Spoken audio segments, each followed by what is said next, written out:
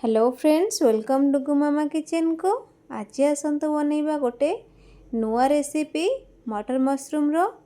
तो देखो ये मुझे मशरूम पैकेट आउ ग्रीन मटर नहीं आम ए भल भाव में मशरूम को धोईदबा। देखो धोई मु दुई दुई फाड़ा कर नहीं आउ मसलारे मुझे चारिटा टमाटो दुईटी पियाज रसुण अदा आउ काजू नहीं।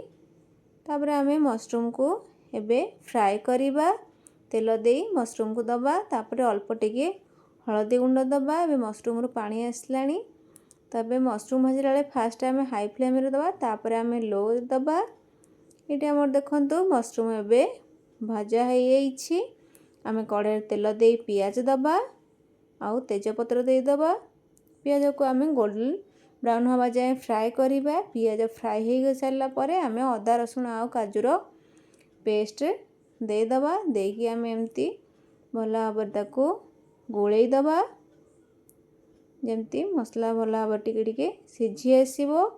मसला अल्प टिके सिझी गला परे आम दबा हलदी लुण लंका गुंड आउ धनिया गुंड दबा। धनिया गुंड दे आम ताकू पुणी भल भाव गोले दबा, जमती हलदी लुण सब मसला रे मिसी जीवो। भल गोले पुणी टिके ताकू सिझीबा पई छाड़ीदबा। अल्प टिके सिझी आसिले आम देदबा ये टमाटो काटी देदबा। टमाटो काटी दे मसला रे अल्प टिके पानी दे ताको आम घोड़े दबा, सिझिया पई छाड़ीदबा मसला को। तो एबे आम ताको घोड़े दबा। घोड़ी सारा पर 5 मिनट पर आम ताको काढ़ी देखिबा। ये मसला आमर सिझी गलानी। आम एबे टमाटो को भल भाव दाबी दबा। देखो मसला ये भल भाव सिझी जाइछि। तो आम एबे देदबा ग्रीन मटर देदबा।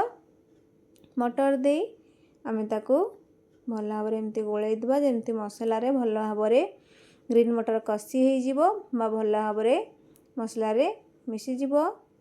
देखुए ये मसला रे भल भाव मिसी गलानी। आम एबे देदबा तारे पानी देदबा। पानी दे आम ताको अल्प टिके गोले दे आम पानी फुटिबा जाके देखिबा। वर्तमान आमर पानी फुटी आसलानी। आम देदबा मशरूम देदबा। मशरूम दे ताको गोले दबा।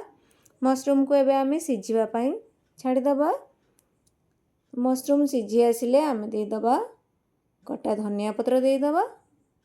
कटा धनिया पत्र दे आम ताको गोले दबा। एबे आमर रेडी हो गलानी मशरूम मटर। ये रेसिपीटा थरे ट्राए करंतो, देखिबे बहुत ही टेस्टी। तो थरे ट्राए करंतो। जदि मो रेसिपीटा भल लगी थाए ताले लाइक शेयर आउ सब्सक्राइब करंतो। रहिली। जय जगन्नाथ। बाय।